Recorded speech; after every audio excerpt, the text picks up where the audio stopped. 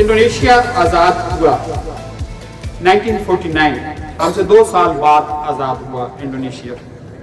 Indonesia इस वक्त तो सबसे बड़ा इस्लामी मुल्क है। तो हमारा एक डेलीगेशन गया, कुछ लोग वहाँ गए, तो उन लोगों ने बहुत ज़्यादा पाकिस्तानियों का इस्तकबाल किया और गले लग के मिले, और उन्होंने कहा कि आप लोगों ने हमें आज़ादी दिलाई है, हम आपके मशकूर हैं। तो पाकिस्तानी बड़े हैरान हुए कि हमने कैसे आज़ादी दिलाई है, हम तो अभी तक अपने मसाइल में उलझे हुए हैं।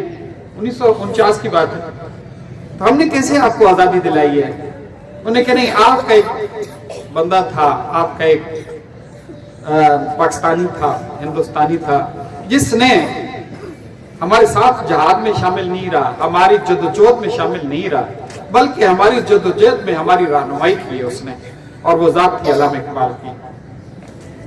अल्लामा इकबाल की क्यों वो अजीम अपना लीडर मानते थे। अच्छा, ये सिर्फ इंडोनेशिया नहीं था, पाकिस्तान के बाद जितने भी आज़ाद होने वाले, खास तौर पर इस्लामी मुल्क, गैर इस्लामी मुल्क भी थे, इस्लामी मुल्क थे, उन्होंने अल्लामा इकबाल की फिक्र से बड़ी रहनुमाई हासिल की। अल्लामा इकबाल की सोचों से उन्होंने बड़ी रहनुमाई हासिल की, क्योंकि हम भी गुलाम थे। हमारे मुसलमान तो बिल्कुल ही छोड़ गए थे, हिंदू फिर भी कुछ जाग रहे थे, हम मुसलमान तो बिल्कुल ही सो गए थे। लेकिन अल्लामा इकबाल ने क्या किया, सबसे पहले तो ये चीज हमें याद दिलाई कि हम हैं कौन, हमारा माजी क्या है। हम जो है ये आम से कौम नहीं है, तो उसने हमारा शानदार माजी हमको याद दिलाया। जिस तरह उसने कहा कि तुझे आबा से अपनी निस्बत कोई हो नहीं सकती, तुझे अपने आबा से कोई निस्बत हो नहीं सकती, तू गुफ्तार वो किरदार, तू साकित वो सैयारा। तो सिर्फ बातें करता है और वो किरदार। बेटे, सबसे पहला काम उन्होंने ये किया कि हमें हमारे अंदर एक रूह फूकी कि हम हैं कौन यार। और ये शायद हर कौम को जरूरत है। आजादी के लिए जो कौम उठती है, जब आजादी के गुलाम बन जाते हैं इंसान, तो उनकी इक़्तिदार ही बदल जाती है। गुलामी के अंदर इंसान रहते हुए अपना तशख़्ख़ुस, अपनी शख्सियत को भी भूल जाते हैं। अल्लामा इकबाल ने इसका कई दफा जिक्र किया। तो अल्लामा इकबाल ने सबसे पहले लोगों के अंदर, खास तौर पर नौजवानों के अंदर, एक सोच को बेदार किया कि आप हैं कौन। फिर उनके अंदर जोश और जज्बा पैदा किया। अच्छा, ये सिर्फ मैं कह रहा हूं कि सिर्फ पाकिस्तान की हद तक नहीं, ये पाकिस्तान की बाउंड्रीज से बाहर निकला।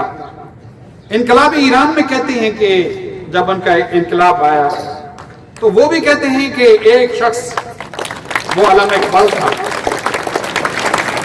जिसने हमारी हर लम्हे पे हमारे हौसलों को टूटने नहीं दिया। अल्लामा इकबाल की शायरी का आप जानते होंगे कि बड़ा हिस्सा फारसी में है, उर्दू में कम है, फारसी में ज्यादा है। और फारसी की शायरी अल्लामा इकबाल की ऐसी नहीं है। उन्होंने ईरान में एक ऑडिटोरियम बड़ा सा तामीर किया गया, और उसकी सामने अशार लिखे गए, फारसी के अशार, वो जो मशहूर अशार हैं, शाह आस्त हुसैन, बादशाह आस्त हुसैन, मुझे सारा याद नहीं है। तो वो अशार जो है उस ऑडिटोरियम के बाहर लिखे गए। नीचे अल्लामा इकबाल, हज़रत इमाम हुसैन रज़ी अल्लाह तआला अन्हु के ऊपर ये अशार है। तो उनका एक बहुत बड़ा ब्यूरोक्रेट हाई लेवल का आया और बड़े गुस्से से कहा उसने, यार तुम्हें ईरान में कोई फारसी जुबान बोलने वाला शायर के कोई एक शेर नहीं मिलता, जो तुम यहाँ लिखो। एक हिंदुस्तानी के अशार तुमने लिख दिए हैं यहाँ पे, एक पाकिस्तानी के अशार तुमने लिख दिए हैं। उसने कहा, आगे से जो इंतजामिया थी बड़े हम्बल से अंदाज में कहा, उसने कहा जनाब अली, पूरे फारसी के मजबूए इकट्ठे कर लें, अगर इससे कोई शेर बेहतर आपको मिले तो हम जरूर लिख देंगे, और अगर नहीं मिलता तो हमें इस वक्त सबसे अच्छा शेर जो है अल्लामा इकबाल का यही लगा है। تو علامہ اقبال بیٹے رہے تو یورپ میں ہیں، وہاں پہ جا کے انہوں نے تعلیم حاصل کی ہے، تعلیم حاصل کی، یورپ سے تعلیم حاصل کی، لیکن حیرت کی بات ہے کہ وہاں سے لوٹے ہیں تو اس نے اس تہذیب کو آئینہ دکھا دیا کہ تم کیا چیز ہو۔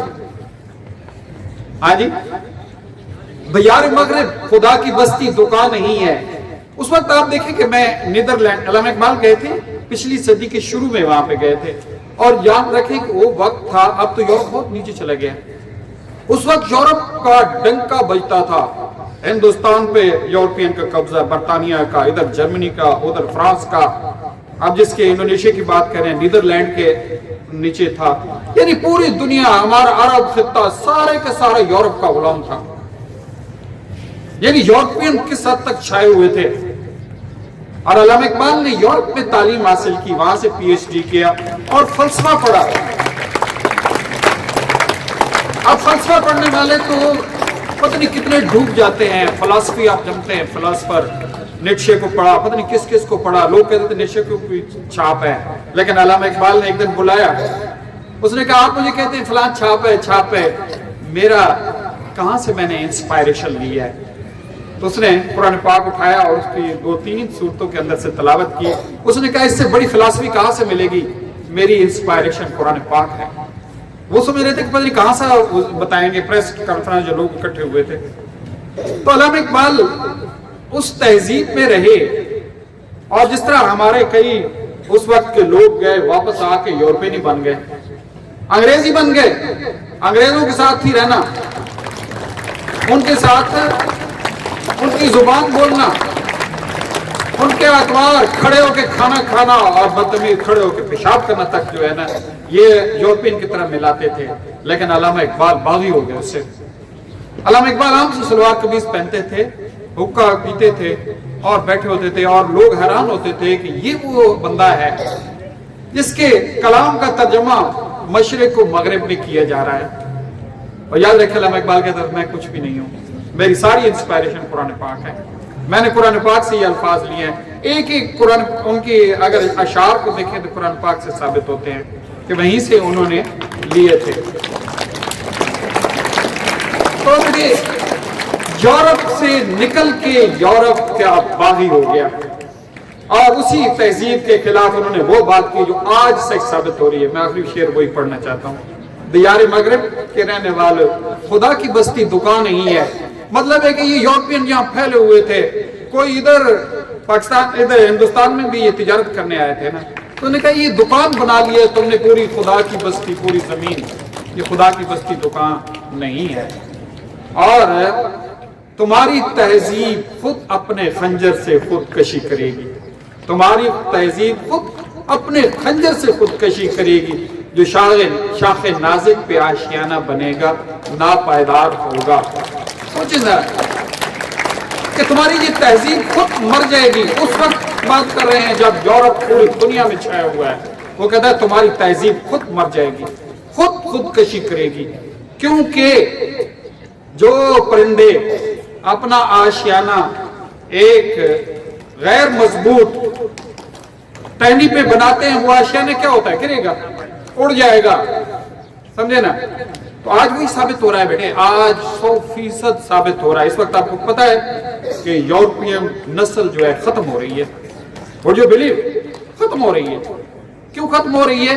ان کی تہذیب میں یہ تھا کہ انہوں نے خاندانی نظام کو ختم کر دیا، میاں بیوی رہے نہیں ہیں، بچے بھی نہیں رہے، جانوروں کی طرح رہنا شروع کر دیا۔ یہ ان کا اس وقت فلسفہ تھا کہ انسان آزاد ہے، ان کا شادیاں تک نہیں کرتے، بے حیائیوں باہر کرتے ہیں، بچے ان کے آرفنیج میں پڑھ رہے ہیں، اور الٹیمیٹلی کیا ہے کہ نسل ختم ہو رہی ہے۔ اس کا ثبوت میں آپ کو بتاؤں کہ کچھ دن پہلے برطانیہ کا وزیر اعظم کون تھا؟ ایک ہندو تھا، ہندوستان سے کیا ہوا۔ آج جیسا کل میں ذکر کر رہا تھا کہ میٹروپول سٹی میں بڑے بڑے لوگ جو ہے، یعنی ہم مسلمانوں کا زیادہ ذکر کرتے ہیں، ہمیں اچھے لگتے ہیں، لیکن اس کے علاوہ ہندوستانی دیکھو تو وہیں پہ چھائے ہوئے ہیں۔ تو کیا ہے کہ بیٹے اس وقت کی پیش گوئی جب یورپ کے ڈنکے بجتے تھے کہ اس نے کہا کہ تمہاری تہذیب جو ہے وہ خطرناک ہے، وہ خودکشی کرے گی اور آج خودکشی کر رہی ہے. یہ یورپین نسل ختم ہو رہی ہے. وہ نسل واقعی جس کو ہم سمجھتے تھے کہ یہ سفید گورا جس کو ہم کہتے ہیں یہ بڑا ذہین ہے. اتنا ذہین تو ہے کہ پوری دنیا پہ جا کے اس نے حکومت کرنی شروع کر دی. وہ آسٹریلیا, ہاں جی, نیوزی لینڈ, وہاں پہ بھی یہ گورا ہے. وہ امریکہ تو بعد میں آباد ہوا نا, یہ یورپین نسل وہاں پہ گئی ہے.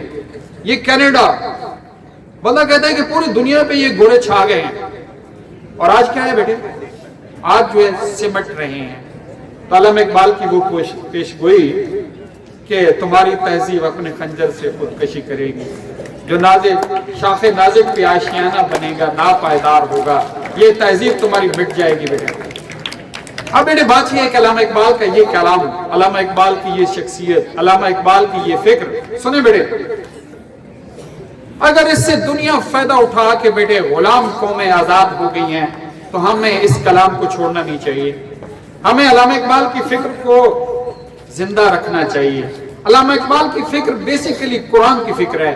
یاد رکھیں کوئی فرق نہیں ہے. علامہ اقبال کے ہر شعر جو ہے قرآن پاک کی یا حدیث پاک کی ترجمانی کرتی ہے اور ہمیں اس کو زندہ رکھنا چاہیے. سمجھائیں نا بیٹے. اور خاص طور پر یہ دن جب ہم مناتے ہیں تو ہمیں ایک دفعہ کھل کے بیٹے ہمیں اس کا اعادہ کرنا چاہیے کہ یہ فلسفہ کیا ہے, یہ سوچ کیا ہے اور آج کا نوجوان کس طرف جا رہا ہے.